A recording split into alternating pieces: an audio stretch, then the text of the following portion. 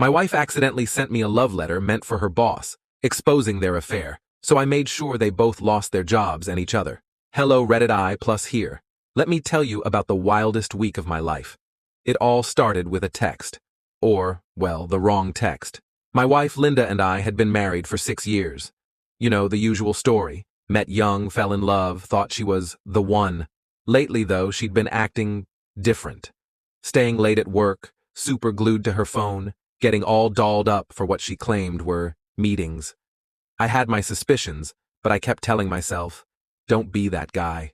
Trust your wife. Then, one Friday night, while I was sitting on the couch watching some random show, my phone buzzed. It was from Linda. I open it, and there it was, a freaking love letter. But the kicker? It wasn't for me. It was all gushy stuff like, I can't stop thinking about you, and I wish I could see you tonight. I'm reading this thing, and my stomach's doing backflips. At first, I thought, maybe this is a joke. But nope. At the end, she writes, yours always, Linda, followed by the words, can't wait to see you at the office tomorrow. And just like that, it clicked. Her boss. So I sat there for a minute just staring at the message. My heart was pounding, my head spinning, but I didn't blow up. Not yet. Instead, I replied, you sure you meant to send this to me? The 3 little dots popped up instantly. She was typing. Then they disappeared. Then they came back. Finally, she sends, can we talk? No apology, no denial, just, can we talk? I replied, we'll talk when you get home. When she walked in later that night, she looked like a deer in headlights. She tried to explain, said it was just flirting, that it didn't mean anything. But I wasn't buying it. I told her, if it's nothing, let's see your phone. That's when she froze. I grabbed it off the counter before she could stop me, and man, the stuff I found. Let's just say it wasn't just flirting.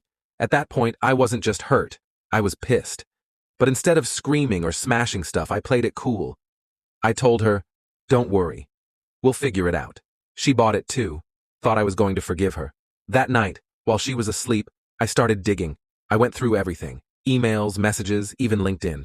Turns out her boss, Mr. Perfect in a suit, was married with 2 kids. Oh, and he'd been using company funds for some of their little dates. I wasn't going to let this slide. Not a chance. The next morning, I anonymously emailed their company's HR department with all the evidence. Texts, emails, even receipts from the fancy dinners they'd charged to the company. By the end of the week, they were both fired. But I wasn't done. Oh no, I also sent everything to her boss's wife. She deserved to know. And let me tell you, she went nuclear. Linda came home that Friday in tears, begging me to forgive her. Apparently her boss's wife had shown up at his office, causing a scene, and now the guy was in the middle of a divorce. Linda lost her job too, and suddenly, her whole world was crashing down. I told her, you made your bed, now lie in it. And I filed for divorce the next day. You'd think that was the end, but the cherry on top? Her boss tried to contact me, wanted to talk man to man and clear the air. I told him to go screw himself and blocked his number. You know what's funny though? I never thought I'd be the guy who could walk away from something like this without completely losing it. I mean, don't get me wrong, it hurt like hell. There were nights I sat in my new apartment staring at the walls, wondering where it all went wrong. But over time, I realized something. Linda's betrayal said way more about her than it ever did about me. I've spent the last year rebuilding. Therapy helped a lot. Gave me space to process everything, to figure out who I was outside of being Linda's husband. Turns out, I'm a hell of a lot stronger than I thought. Karma has a funny way of working. Here's the kicker though. About 6 months ago, I ran into Linda at a grocery store of all places. She looked rough. Not the put-together, career-driven woman I married. She tried to make small talk, but I wasn't interested. Then, out of nowhere, she blurts out, I miss us. I almost laughed. Us? I said. Linda, there hasn't been an us since the day you sent me that text. She got teary-eyed and started talking about how she made a mistake, how she thought about me every day, how her life had fallen apart. Apparently, her boss, well, ex-boss, had ghosted her not long after losing his job and his wife. She'd been job-hopping ever since, and no one in our old circle wanted much to do with her anymore. I let her finish her little monologue, then told her, I hope you find what you're looking for, but I'm not it. And I walked away. Fast forward to now, and life's better than I ever imagined. I'm dating someone new, Sophie. She's kind, funny, and most importantly, honest. It's refreshing, being with someone who doesn't make me second-guess everything.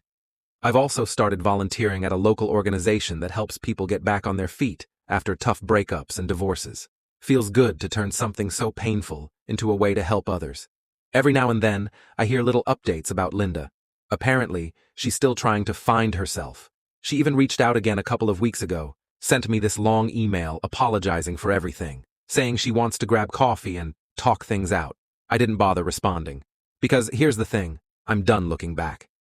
Linda's just a chapter in my story, and I've already moved on to a much better one. Moral of the story? Don't let someone else's mistakes define you. And if life hands you a betrayal as big as mine, use it as fuel to build something better. Trust me, there's no sweeter revenge than living a life they can only dream about.